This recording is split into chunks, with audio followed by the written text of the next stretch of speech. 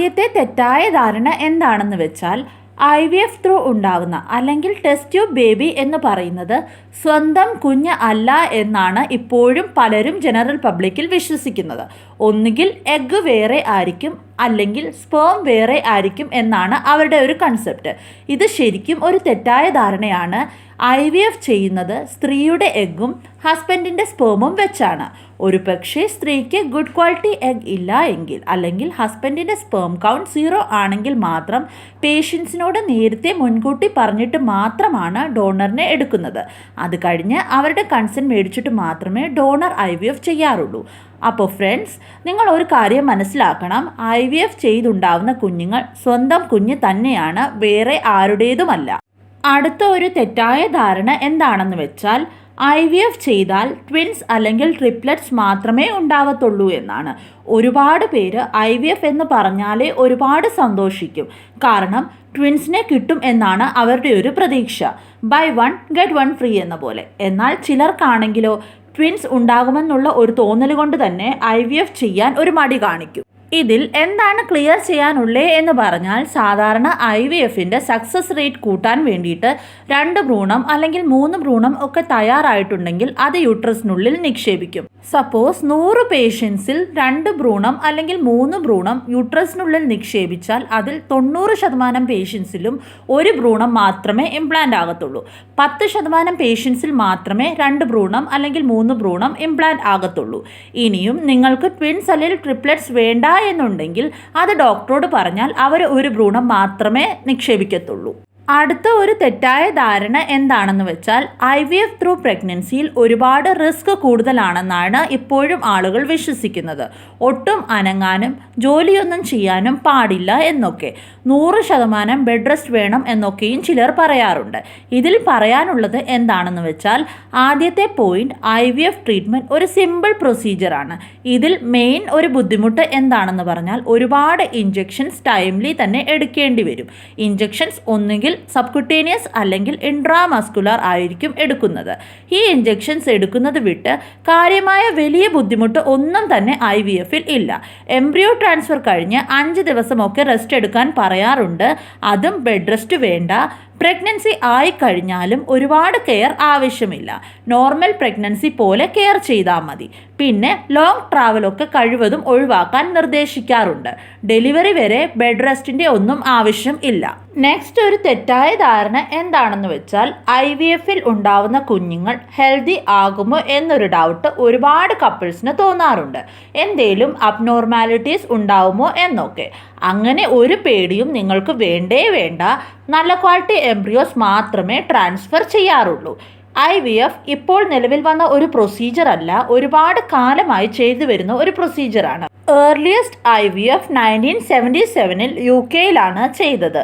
ഒരുപാട് കുഞ്ഞുങ്ങൾ IVFലൂടെ ജന്മം കൊണ്ടിട്ടുണ്ട്. ഈ കുഞ്ഞുങ്ങളിൽ എല്ലാം ഡെവലപ്മെൻ്റൽ സ്റ്റഡീസ് നടത്തിയിട്ടുമുണ്ട്.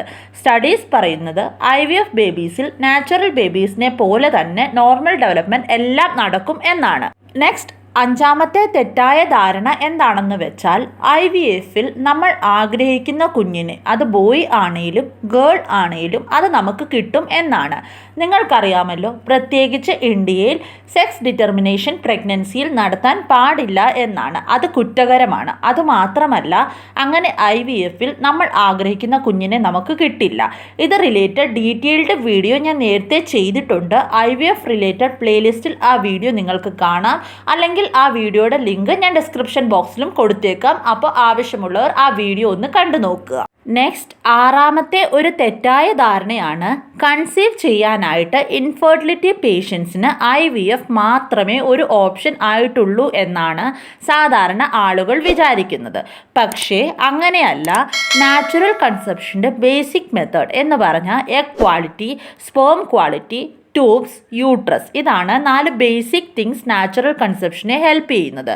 അപ്പോൾ ഇൻഫെർട്ടിലിറ്റി പേഷ്യൻസിനെ ഇവാലുവേറ്റ് ചെയ്യുമ്പോൾ ആദ്യമേ ഈ 4 ബേസിക് ടെസ്റ്റ് നമ്മൾ ചെക്ക് ചെയ്യും. ഫീമെയിൽ ഫാക്ടേഴ്സിൽ അവരുടെ എഗ് നല്ല ക്വാളിറ്റി ആണോ, ട്യൂബിൽ എന്തെങ്കിലും ബ്ലോക്കേജ് ഉണ്ടോ, യൂട്രസ് നോർമൽ ആണോ എന്നൊക്കെ നമ്മൾ നോക്കും. പിന്നെ ഹസ്ബൻഡിൻ്റെ ഫാക്ടേഴ്സിൽ അതിൽ സിമ്പിൾ സ്പേം അനലറ്റിക്സും കുറച്ച് ഹോർമോണൽ ടെസ്റ്റും ഒക്കെ ചെക്ക് ചെയ്യും. ബേസിക് ഇവാലുവേഷൻ എല്ലാം നോർമലാണ്. പേഷ്യൻ്റ് യങ് കപ്പിൾ ആണ് എങ്കിൽ അവർക്ക് നാച്ചുറലി ഉള്ള ട്രീറ്റ്മെൻ്റ് ആണ് സാധാരണയായി ചെയ്യാറുള്ളത്, അല്ലെങ്കിൽ IUI ചെയ്യും. അപ്പോൾ എല്ലാ പേഷ്യൻസിനും IVF ചെയ്യണം എന്ന് യാതൊരു നിർബന്ധവും ഇല്ല. അടുത്ത ഒരു തെറ്റായ ധാരണയാണ് IVF ഒരുപാട് കോസ്റ്റ്ലി ആണെന്ന്. ഒരുപാട് റിച്ച് ആയ ആളുകൾക്ക് മാത്രമേ IVF ചെയ്യാൻ പറ്റത്തുള്ളൂ എന്നാണ് ഇപ്പോഴും ആളുകൾ വിശ്വസിക്കുന്നത്. ഇൻഫാക്ട് IVF കോസ്റ്റ്ലി ആണ്, പക്ഷേ ഇപ്പോൾ ലോ കോസ്റ്റ് IVFും നിലവിൽ വന്നു കഴിഞ്ഞു. IVF ഏത് പേഷ്യൻസിനാണ് വേണ്ടതെന്ന് ആദ്യമേ നോക്കും. സപ്പോസ് പേഷ്യൻസിൻ്റെ ഏജ് ഒരുപാട് കൂടുതലാണ്, അല്ലെങ്കിൽ ട്യൂബിൽ ബ്ലോക്കേജ് ഉണ്ട്, അല്ലെങ്കിൽ കുറേ പ്രാവശ്യം IUI ചെയ്ത് ഫെയിൽ ആയെങ്കിൽ, അല്ലെങ്കിൽ സ്പേം ക്വാളിറ്റി നല്ലതല്ല, ഇങ്ങനെയൊക്കെ ഫാക്ടേഴ്സ് ഉണ്ടെങ്കിൽ മാത്രമേ IVF അത്യാവശ്യമായിട്ട് വരാറുള്ളൂ. നിങ്ങളൊന്ന് ആലോചിച്ച് നോക്കിക്കേ, ഒരു ഹേർട്ട് സർജറി ഒക്കെ ചെയ്യുന്ന അത്രയേ കോസ്റ്റ് IVFനും വരുന്നുള്ളൂ. അടുത്തത് എട്ടാമത്തെ ഒരു തെറ്റായ ധാരണയാണ് IVF പ്രൊസീജിയർ ഒരുപാട് പെയിൻഫുൾ ആണെന്ന്. IVF ഇഞ്ചെക്ഷൻസ് ഒരുപാട് പെയിൻഫുൾ ആണെന്ന് ഒരു കൺസേൺ നോർമലി പേഷ്യൻസിൻ്റെ സൈഡിൽ നിന്ന് കേൾക്കാറുണ്ട്. IVF ഇഞ്ചെക്ഷൻസ് ന്യൂ ടെക്നോളജിയിൽ ഒരുപാട് ഈസിയാണ് എടുക്കാനായിട്ട്. സബ്ക്യൂട്ടേനിയസ് ഫോമിൽ ഇപ്പോൾ ഇഞ്ചെക്ഷൻസ് അവൈലബിൾ ആണ്. ഡയബറ്റീസ് പേഷ്യൻസ് ഇൻസുലിൻ സ്വയം എടുക്കുന്നത് പോലെ തന്നെ IVFൽ ഇഞ്ചെക്ഷൻസ് എടുക്കാൻ പറ്റും. ഇതിൽ നീഡിൽ സൈസ് ഒരുപാട് ചെറുതാണ്. പിന്നെ എംബ്രിയോ ട്രാൻസ്ഫർ കഴിഞ്ഞിട്ടുള്ള ഇഞ്ചെക്ഷൻസ് പേഷ്യൻ്റ് എടുക്കാൻ താല്പര്യപ്പെടുന്നില്ല എങ്കിൽ അതിനും ഓപ്ഷൻസ് അവൈലബിൾ ആണ്. ഒന്നുകിൽ വജൈനൽ ജെൽ ആയിട്ടോ അല്ലെങ്കിൽ മെഡിസിൻ ഫോമിലും നിങ്ങൾക്ക് എടുക്കാവുന്നതാണ്. അടുത്ത ഒരു മിത്ത് ജനറലി പേഷ്യൻസ് ക്വയറി ചെയ്യുന്നത് എന്താണെന്ന് വെച്ചാൽ IVF ചെയ്ത് ഫെയിൽ ആയി കഴിഞ്ഞാൽ ഒരിക്കലും നോർമലി കൺസീവ് ചെയ്യാൻ പറ്റത്തില്ലേ എന്നാണ്. അങ്ങനെയല്ല. IVF പ്രൊസീജിയറിൻ്റെ സക്സസ് മെയിൻലി 2 അല്ലെങ്കിൽ 3 ഫാക്ടേഴ്സിൽ ഡിപ്പെൻഡ് ചെയ്താണ്. ഫസ്റ്റ് തിങ് ആണ് എംബ്രിയോ ക്വാളിറ്റി. അതുകൊണ്ട് IVF പ്രൊസീജിയർ സ്റ്റാർട്ട് ചെയ്യുന്ന ടൈമിൽ തന്നെ എഗ് ക്വാളിറ്റി, സ്പേം ക്വാളിറ്റി ഒക്കെ ടെസ്റ്റ് ചെയ്യും. നല്ല ക്വാളിറ്റിയുള്ള സ്പേമും നല്ല ക്വാളിറ്റി ഉള്ള എഗ്ഗും ഉണ്ടെങ്കിൽ മാത്രമേ നല്ല ക്വാളിറ്റി ഉള്ള എംബ്രിയോയെ ലഭിക്കത്തുള്ളൂ.